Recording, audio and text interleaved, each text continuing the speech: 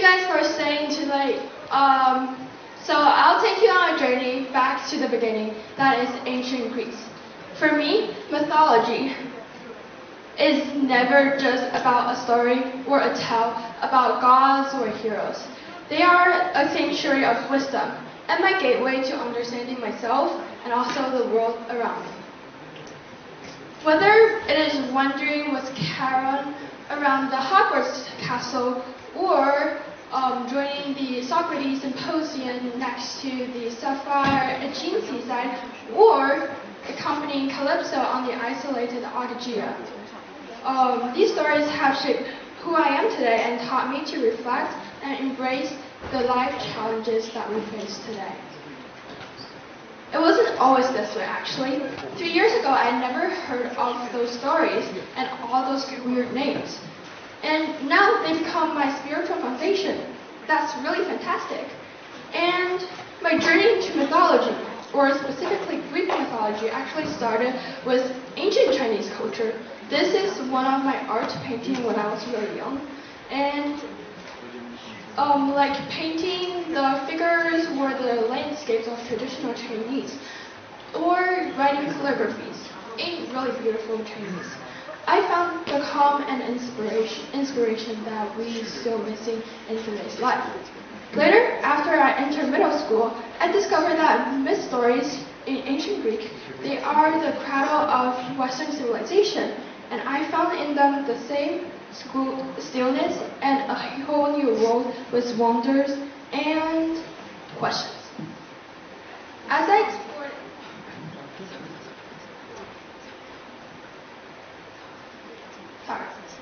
it's a little bit small, but we can still see it. As I explored ancient Greek mythology, I started reflecting how it compares to the culture I grew up with, which is Chinese culture. I found striking similarities and also key differences in human ancient development. Introspection is one of the central themes for both cultures. For Chinese, for instance, Zhengzi once said that, as we all know, he is a really famous Confucian philosopher. He famously asked himself that, have I been loyal in my duties? Have I been sincere with my friends? And have I passed on the teachings I have received? Every day he asked himself those three questions. Those three questions are about fulfilling social obligations and maintaining harmony. And on the other side, Greek people have an entirely different scope of viewing the questions. They ask, who am I? Where do I come from? And where am I going? Those questions explore the identity and the pursuit of glory in the individual. Have anybody heard of Achilles? Let's just take Achilles as an example. Born of a Greek goddess, a sea goddess, and a mortal king, he faced a choice. One is living a peaceful, happy life, but without any glory. On the other hand, is the choice of death, but receiving the eternal glory. He chose the latter one, the glory, dying in the battle, but leaving behind a legacy. From his story, I learned that growth often requires both choices and sacrifices. Even when our outcomes are uncertain, we have to go bold. Mythology also taught me to reflect on how we treat the world and take responsibility of our actions. One story that profoundly shaped my thinking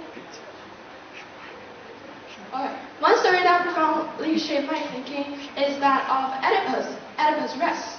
It's by a Greek tragedian Sophocles. And Oedipus, in ancient Greek, or Oedipus, is the name of the king, but the name means that the swollen feet, which resembles bad luck in the ancient Greek mythology.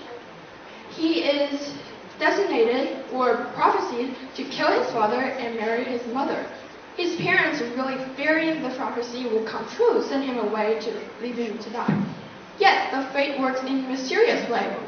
Oedipus unknowingly fulfilled the prophecy because he was raised by a shepherd, and unlike his parents who tried to avoid responsibilities, he accepted fate and blinded himself to be as a punishment. which is really cruel, but it shows his courage to take on his responsibilities after he made a choice. His courage inspired me to think deeply about the accountability and dignity of our own life. But although no one can bear our burden for us for our decisions, we are never truly alone. And I realized that, like Argonauts who work together to find the golden fleece, we have the power to collectively achieve something. This summer, I went to Greece and found a group of people that I really loved. They are all classics enthusiasts. And here, classics are more than just ideas on paper. It is about a community, a group of people of which I found we have the similar interests, similar thinking, and we all use timeless questions to navigate in an ever-changing world.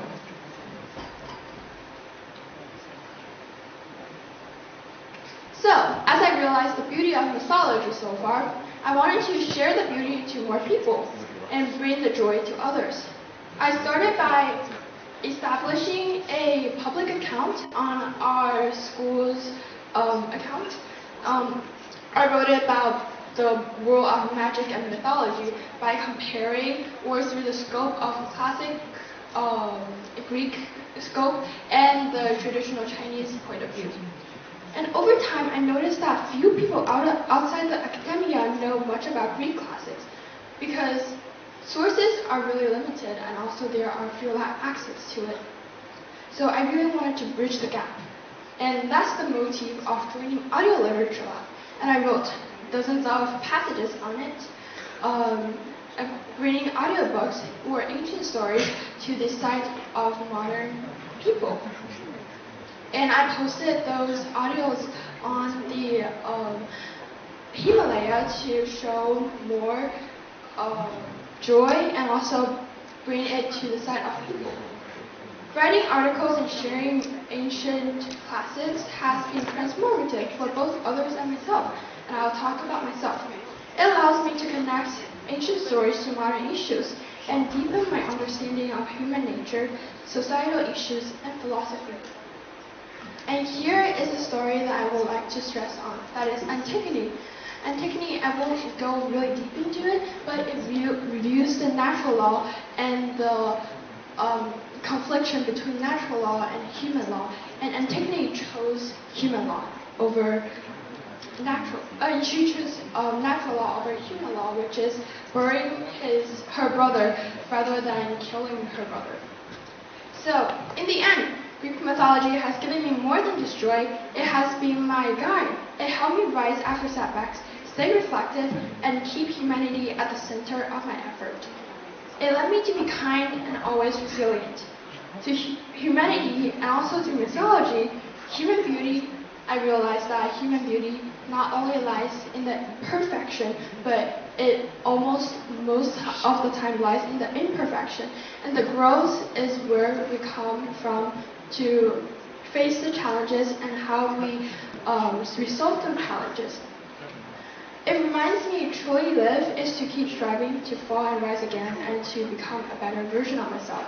And as I continue sharing, I hope that those mythology stories can inspire everyone to find their places in their ever-changing world and to reflect and grow.